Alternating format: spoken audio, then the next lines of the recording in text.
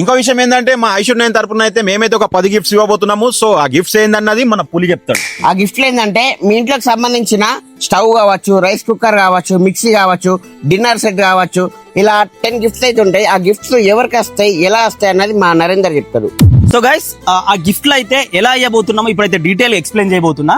మన I should 9 page ఎప్పుడైతే start అయిందో ఇప్పటి వరకు స్టిల్ అప్పటి నుండి ఇప్పటి వరకు ఎవరైతే వీడియోస్ చేయించుకున్నారో అలాగే 31 అక్టోబర్ వరకు కూడా ఈ ఆఫర్ అయితే వర్తిస్తుంది.